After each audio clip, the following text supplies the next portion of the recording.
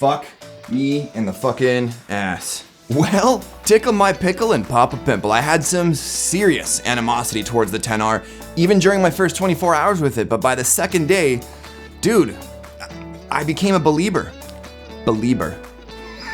And I think most of it was directed towards that weird 1792 by 828 resolution. Like on the first day, I thought I was gonna cut a finger on those jagged pixels, but by the second day, my eyes adjusted and it actually looks fine now. But yeah, side by side with a QHD resolution display, it's like the difference between being drunk and stone cold sober. It's a 6.1 inch display with slightly bigger bezels than the other iPhone 10s, so it's a little bit bigger than the 10s, but smaller than the 10s Max. I still prefer the size of the 10s, but it's for sure been easier to manage than the bigger 10s Max. It's an LCD display, which, depending on who you ask, which is me in this case, I guess, is a pretty big downgrade from most modern phones in more or less the same price range. So compared to other phones with OLED displays, it doesn't get quite as bright, the colors aren't as punchy, and contrast is a little weaker, but you know what?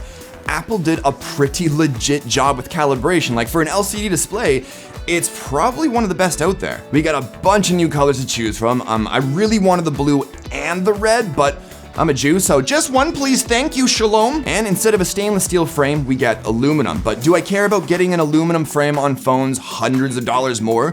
No, and I don't think you should either, because really the only difference is that it's just less slippery and not as shiny. Anyways, it still has that I'm better than you premium Apple feel and look when you're using it. So if you're worried about it feeling like a cheaper iPhone, it doesn't. We still get dual speakers, and to me they sound just as good as the 10s or 10s Max, and still gets loud enough to drown out your voice while you're singing along to Shakira in the shower.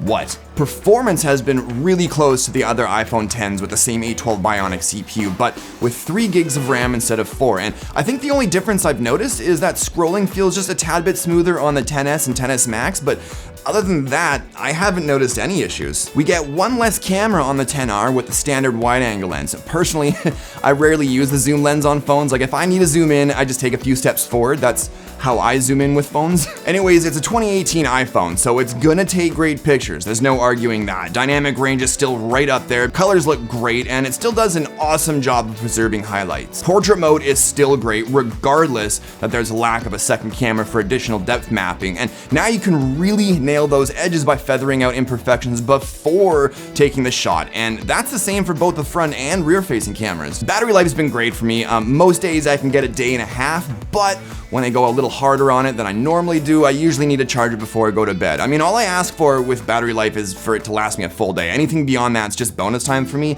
and that's what I think most of you will get with a XR. Wrapping up, recommending the XR is a weird one for me, because if you compare it to Android phones in the same price range, for $800, I'd say your money's better spent elsewhere, but if you're fairly invested in iOS and don't care about the highest quality display and a zoom lens, then I'd drive you to the Apple Store myself. But what do you guys think? Like, did Apple go too far charging $800 for a phone with a low resolution display and no second camera and a smaller battery?